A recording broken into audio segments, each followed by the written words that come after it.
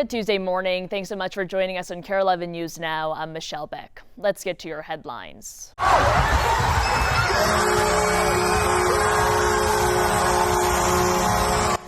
The Walter Cup is staying right here in Minnesota. The Minnesota Frost still the one and only team to hoist the trophy after beating Ottawa last night for the championship. Liz Sheppard scoring the winning goal in overtime to seal the deal. Audrey Russo has been tracking reaction all night, and she's here with the latest. A lot of the reaction on social media I'm seeing this morning is coming from women's hockey programs at every level of the game, youth, college, high school. And to sum up pretty much what they're saying is that it's very clear that the Minnesota sports curse doesn't apply to women's sports. And there's actually an interesting local layer to the Frost win last night. Both goal scorers from this championship clinching game are Minnesotans. Kelly Panic is a Benilde St. Margaret alum. Liz Sheppard is a Mound West Tonka alum. We spoke to youth athletes who watched the win go down about the players on the team who inspire them. I'm a goalie for our team, and I feel like Maddie Rooney and Nicole Hensley really inspire me to keep going, keep trying when everything is not doing the best. They would always push through, so I feel like that's inspired me. Now, I've reached out to the city of St. Paul for more information on when a parade might be. We know that last year when the team won the Walter Cup, there was a celebration here in St. Paul. The team took part in the Aquatennial Parade in Minneapolis, and this was all before they got their cool new team name. Back to you. Well, it was a different story for the Wolves this morning, now trailing 3-1 in the Western Conference Finals after a heartbreaker at Target Center. Now on the brink of elimination as they head into Game 5 tomorrow night in OKC. But the Wolves put up a fight, taking it down to the last 0.3 of a second. The Surge coming in the second half, back-to-back threes by Dante DiVincenzo, tying the game at 79.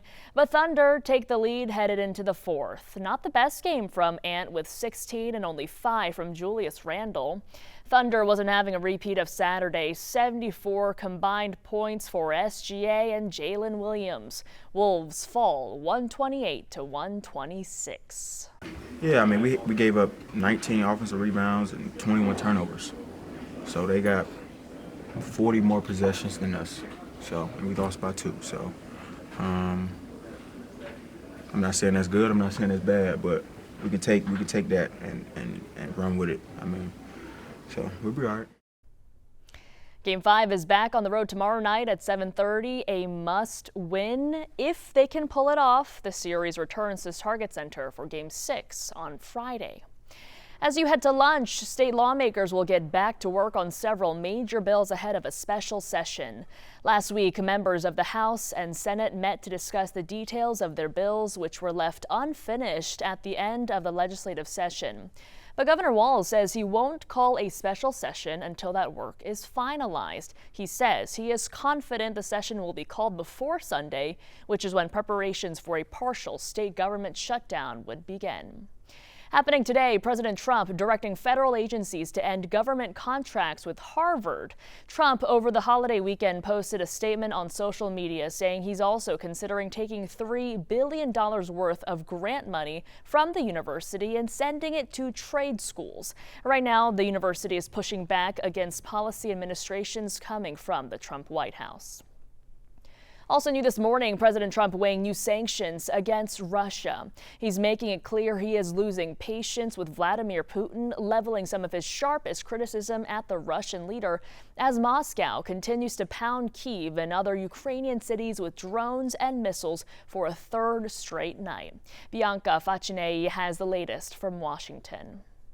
Hey, good morning. That once cozy relationship between President Donald Trump and Russian President Vladimir Putin looks like it's on thin ice now.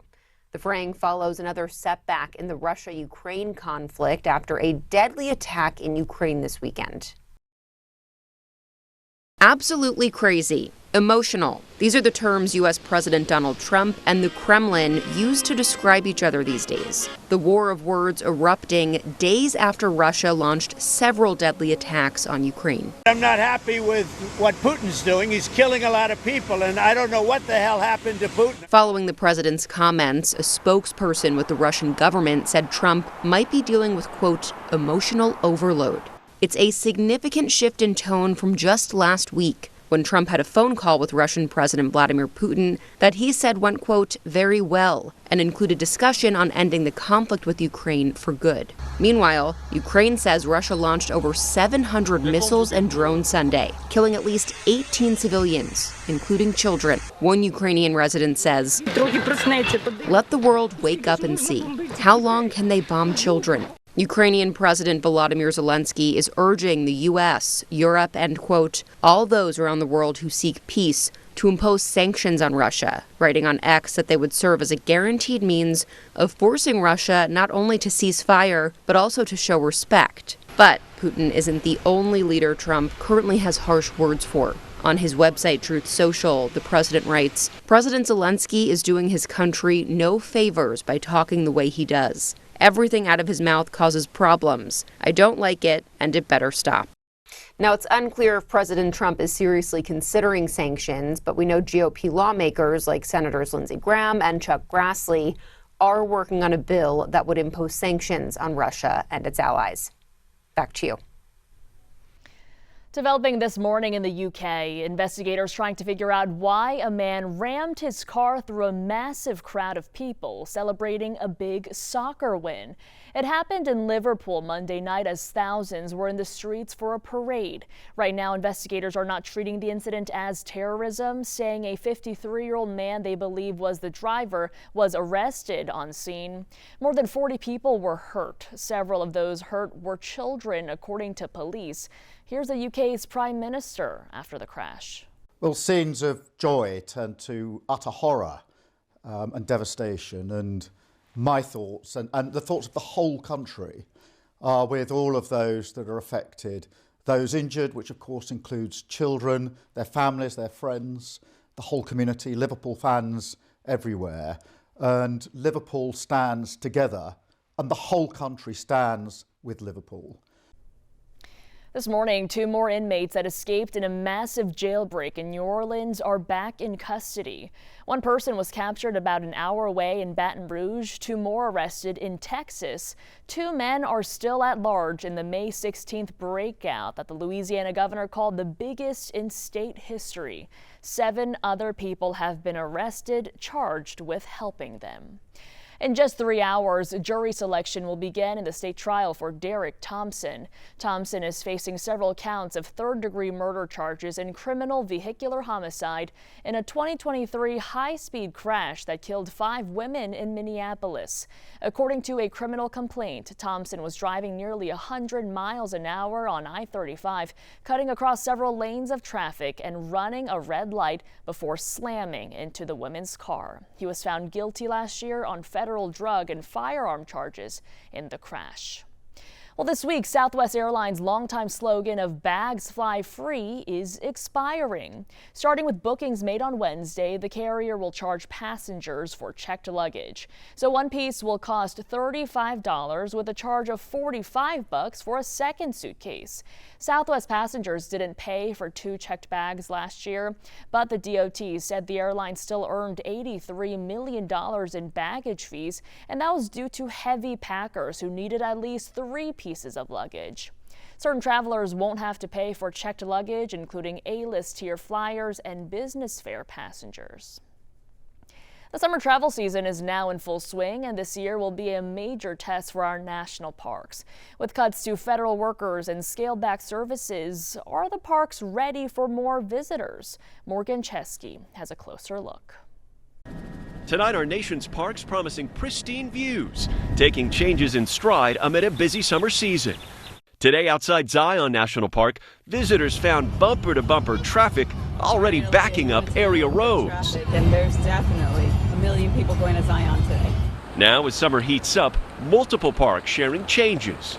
At Yosemite, visitors arriving between 6 a.m. and 2 p.m. will need reservations for entry, and many are filling up fast.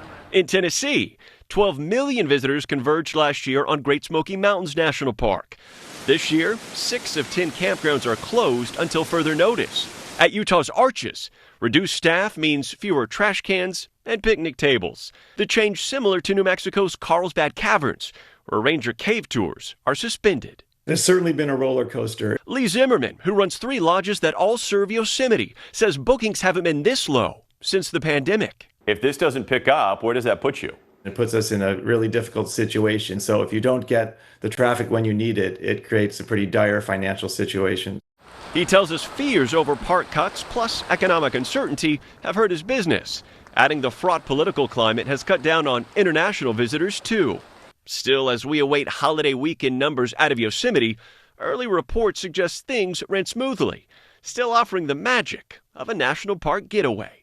Maybe it won't be in the same numbers we're used to, but we've weathered plenty of storms in our 25 years plus in the national park, so we'll weather this one as well. Morgan Chesky, NBC News, Los Angeles. Stick with us. More news and weather are coming up after the break.